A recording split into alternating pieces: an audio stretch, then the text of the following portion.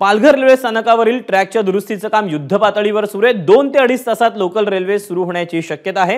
काल Palghar railway station इथे मालगाडी रुळावरून घसरली होती, त्यामुळे सुरतवरून मुंबईकडे येणारी वाहतूक पूर्णपणे बंद झाली होती।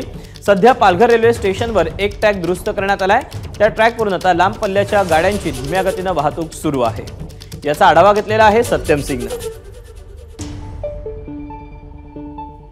पालघर रेल्वे स्टेशनवर मालगाडी ट्रेन दुर्घटना प्रकरणी आपण पाहिलं तर या ठिकाणी युद्ध पातळीवर आहे काम सुरू आहे। मात्र या संदर्भात घटना कशी घडली आणि सध्या काय परिस्थिती या संदर्भात बोलण्यासाठी आपल्या सोबत डीआरएम साहेब आहेत, रेल्वेचे अधिकारी। आपण त्यांच्याकडून सर क्या कुछ स्टेटस है, फिलहाल कितना काम किया गया, किस वजह से घटना हुआ?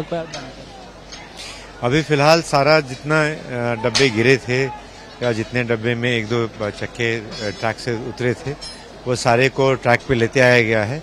और दूसरा यहाँ पर जो रिरेलमेंट का जो प्रोसेस है वो कंप्लीट हो चुका है। जो इक्विपमेंट है वो भी अपने अपने जो डेजिग्नेटेड जगह हैं, जैसे कोई क्रेन है तो कोई यूनिमैट मशीन वगैरह है, उन सब में सब रखा जा चुका है। और अब ट्रैक फिटनेस और ओएचई का काम चल रहा है, जैसा आप लोग चारों ओर देख रहे होंगे। तो हमें उम्मीद है कि 1 घंटे के भीतर ही यहाँ पे पहली गाड़ी चला पाएंगे हम। कॅमेरामॅन अनिल संगारे सोबत सत्यम सिंग, एबीपी माझा, पालघर। 12:30 वाजेपर्यंत पेपर सुटलेला आहे। वसई ते विरार आलेला आहे तो, पण विरारहून ट्रेन नाहीये।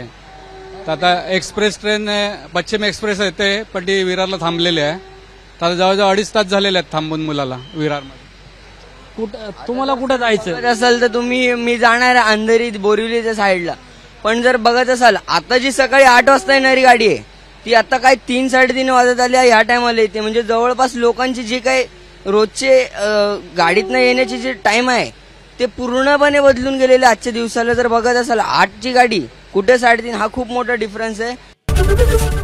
एबीपी माझा, उघडा डोळे बघा नीट।